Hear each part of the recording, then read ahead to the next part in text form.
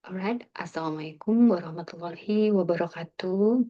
Alright, for today's meeting for essay writing class, I'd like to continue for explaining the next materials after you have learned about the feedback, and now we would like to continue for the types of the essay. I believe that we are experienced in the types of the writing since in the previous semester in paragraph writing we have learned about the types of the paragraph also. Yeah, the differences is only on when at the previous semester we were focusing on writing only one paragraph, and now on we are writing an essay that will be consisted at least three paragraphs. And now on we are come to the first types of the essay. The essay is that descriptive essay.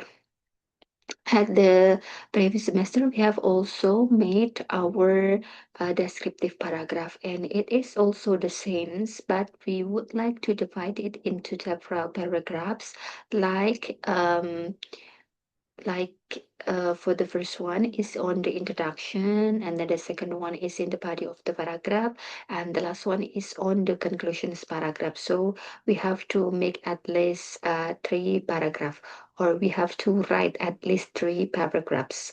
All right, as we know that in descriptive essay, it means that we have to write an essay that describing, it can be animal, it can be person, it can be things, it can be your favorite places, or your knowledge on historical places and something else.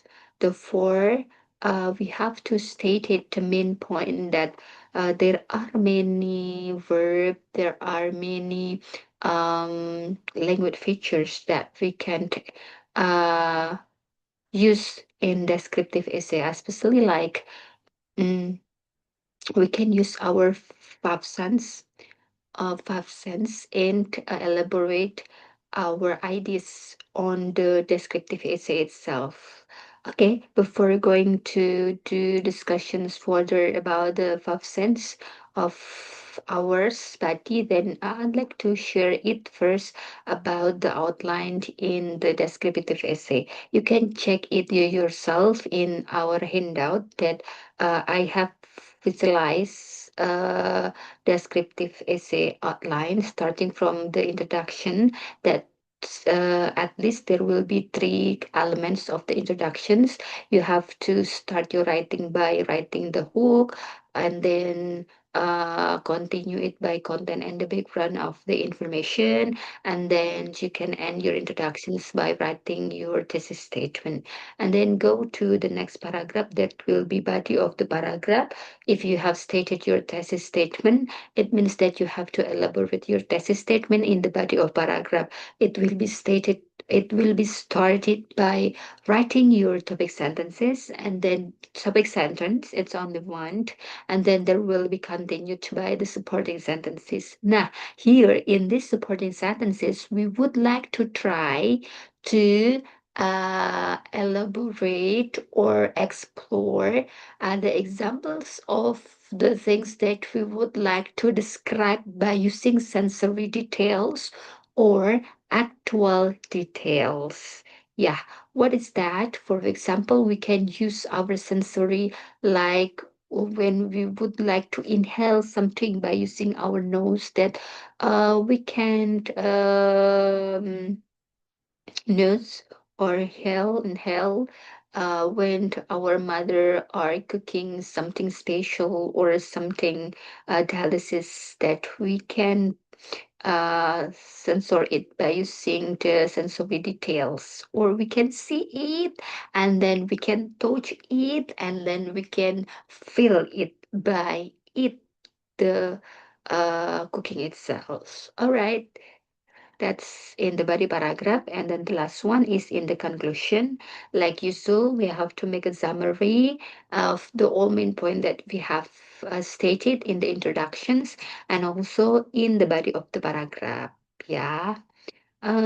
This one, I think you can read by you yourself about the definitions of each of the component. Yeah.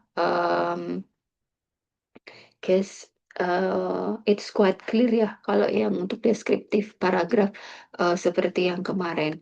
And here I'd like to also share about the examples of the um, descriptive text that has been annotated atau yang sudah ditandain.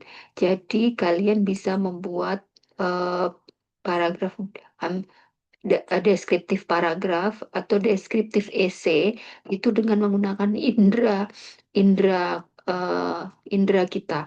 Misalkan kita dapat menyentuhnya dengan indera kulit, kita dapat melihatnya dengan indera mata, kita dapat memakannya dengan menggunakan indera perasa kita, dan kita dapat menghirupnya dengan indera penciuman kita. Seperti itu maksudnya yang tadi contohnya ya, gitu. Nah, look at the screen. I have an example of the descriptive essay that is about the university campus environment, and also I have make it color coding writing. By using color coding writing technique to annotate this one in sensory detail, this one in spatial detail, this one is figurative language, this one is dominant impression, and this one is precise dictation. Jadi nanti kalau di screen ini kurang jelas, kalian sambil bisa melihat di PDF-nya yang Miss Nurul share gitu. Jadi misalkan judulnya tentang The Heart of Campus gitu. You would like to tell to everyone, to the reader about the what is that? How beautiful or uh, how beautiful of the heart of your campus. There will be like home sweet home, that your campus is a good environment to learn, something like that. All right, it will be started from the introductory paragraph, ya. And then di situ ada warna hijau berarti menceritakan tentang apa, biru menceritakan tentang apa, merah menceritakan tentang apa. And then itu semua sudah ada dari intro, terus ke body, ya kan, dari body, terus badinya lebih dari satu gitu, terus badinya lebih dari conclusionnya terakhir gitu. Jadi nanti bisa dilihat, oh sensori, misalkan kalau sensori itu apa namanya, indera perasa apa, bagian apa, begitu maksudnya ya. Lalu selanjutnya adalah figurative language atau bahasa kayak apa ya, idiom gitulah ya. Nah, istilahnya seperti idiom gitu. Nah, nanti bisa dicek dan setelah diannotate ini akan mempermudah kalian. Misalkan nanti untuk mengembangkan indera perasa kalau lagi jogging di kampus itu bisa menghirup udara segar, melihat pepohonan yang hijau. Nah, itu dideskripsikan.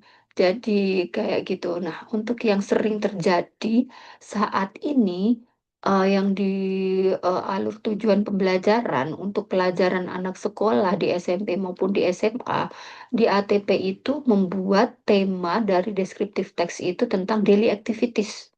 Nah, we are still wondering what types of descriptive statis, I mean, what is that kind of daily activities or daily hobby yang bisa dideskripsikan, bingung gitu kan. Oh, tapi tidak usah bingung. Misalkan seperti ini, setelah kita belajar essay yang khususnya tentang tipenya para deskriptif essay gitu. Nah, kita bisa menceritakan gitu. Misalkan kalian sehari-hari anak kos belajar. Nah, daily activitiesnya contohnya belajar. Dan di belajar itu bagaimana you are learning gitu, misalkan doing learning gitu. You look at your textbook, you read your textbook, and then you feel the story or the text, what is the content of your textbook gitu. Jadi dirasakan, kalian bisa membaca itu menggunakan indera apa, kalian bisa merasakan teorinya atau isinya, ceritanya di dalamnya itu menggunakan indera apa gitu. Jadi ya tapi tidak usah dipaksa juga karena buku kan tidak bisa dicicipin ya kan gitu.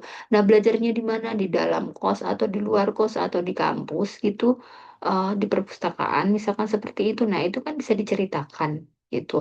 Atau your daily hobby, daily hobbynya listening to the music gitu. Nah, berarti bisa menggunakan indera pendengaran untuk mendengarkan musik, bisa merasakannya dengan hati tapi tidak bisa mencicipi lagunya ya.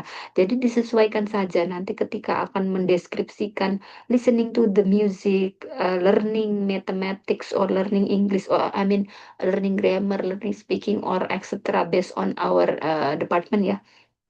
Ya itu depend on gitu. Jadi bergantung atau mau menggunakan figurative language atau kata apa ya? Misalkan metafor, kata yang tidak sesungguhnya gitu. Nah, bisa gitu. Jadi kalian nanti bisa menggunakan color coding teknik ini untuk mempermudah bahwa kalian sudah mengaplikasikan sensori details di dalam paragraf deskripsinya gitu. Atau satu kali lagi masih bingung, Miss. Nah, nanti kalau udah pakai sensori detail, udah pakai indera kelima, terus gimana masukin elemennya, Miss? Nah, caranya memasukkan elemennya ya tinggal kita tandain saja lagi. Jadi nanti akan banyak tanda di dalam esainya gitu. Jadi mana sih esainya? Esainya yang tesis statementnya apa? Oh, di garis bawahin berwarna ungu. Terus topik sentence yang di body tadi the body-nya dua di garis bawahin yang berwarna hijau.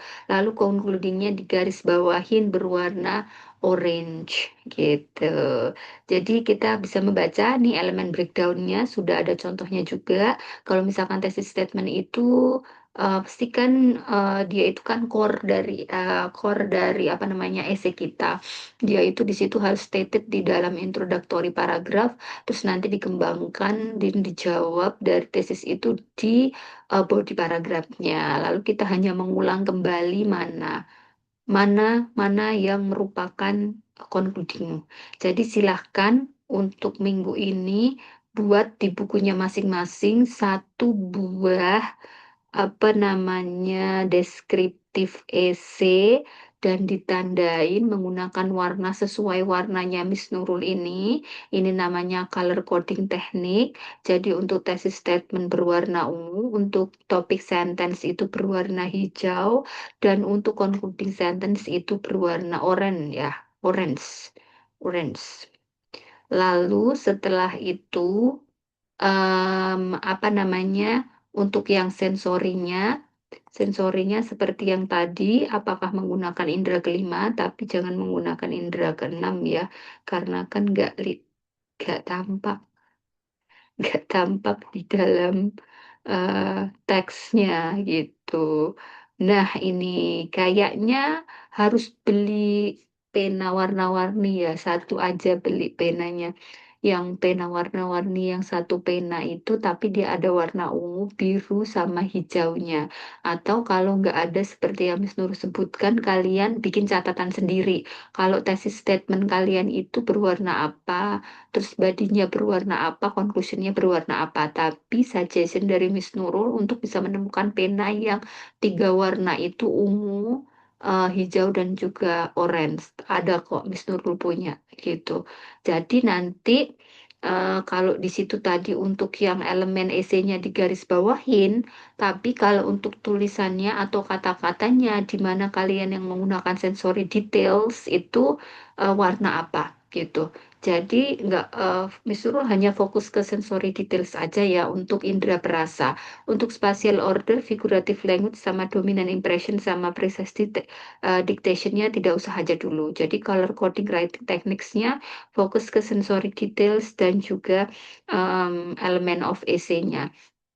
Jadi ketika kalian akan mendeskripsikan, misalkan nanti Miss Nurul kasih topik ya, yang ada di dalam handout itu kan ada beberapa pilihan topik. Nah, nanti bisa dicoba atau dicek itu kalian mendeskripsikan apa. Sebentar, Miss Nurul cek topik-topiknya. Oh, topik-topiknya itu nggak bisa, oh, topik-topiknya itu nggak bisa lanjut dari yang kemarin ya. Nanti berarti Mas Nurul kasih list topiknya sendiri ya. Kalau di sini sih hanya membuat describe tentang real person or place so that the reader can clearly imagine it gitu. Oke, real person ya. Maksudnya real person itu apa? Jadi maksudnya orang yang kamu kenal gitu. Misalkan kalian mendeskripsikan Miss Nurul terlalu atau dosen siapa yang lain boleh seperti yang kemarin sudah kita lakukan di semester ganjil sebelumnya, memilih salah satu dosen real person-nya apa, gitu. Tapi kemarin kita menggunakan picture-nya ya. Jadi picture series-nya apa kita deskripsikan. Kalau ini nanti color coding-nya. Nah, kalau misalkan kalian nggak mau pakai pensil atau membeli pena, itu yang paling bagus. Tapi spidol, tapi spidol itu kayak tebel banget ya, tapi terserah aja, mau beli spidol juga boleh, nggak apa-apa. Berarti kalau spidol belinya 4 yang kecil-kecil itu, karena yang hitam itu kan hitam, ada juga untuk warna dasarnya. Jadi beli spidol yang kecil banget, yang snowman itu, yang warna ungu, hijau, dan orange, gitu. Jadi kalian boleh memilih, kalian akan mendeskripsikan real person atau place. Place-nya itu juga random, bisa historical place, tourist object place, atau misalkan education place, atau place-place yang vital place seperti untuk general public place, boleh seperti itu. General public place tahu kan ya, tempat-tempat umum gitu. Misalkan hospital, school, campus, kayak gitu, masih banyak yang lainnya lagi, market, gitu boleh. Real person yang kita semua harus tahu nanti ketika kita ada yang mendeskripsikan, kita kebayang gitu. Biar lebih mudah nggak mengawang-awang. Karena kita nggak attach picture, tapi kita hanya menggunakan color coding. Alright, bisa dipahami? Kalau tidak bisa dipahami, silakan diputar ulang-ulang. Jadi intinya akan membuat sebuah deskriptif teks yang nanti ditulis tangan, kita lihat untuk minggu depan, kita akan presentasikan, kita akan workshopkan apakah sudah benar yang digarisbawahin itu tesis, body, dan juga conclusion atau bukan. Lalu apakah menggunakan sensory image atau tidak, sensory details maksud saya, menggunakan indera perasa, indera peraba, indera penglihatan, dan indera yang lainnya. 5 aja, jangan yang 6. Begitu. Alright, it's the end of my explanations. Please watch this video, then comprehend the content and do the exercise. Thank you. Assalamualaikum warahmatullahi wabarakatuh.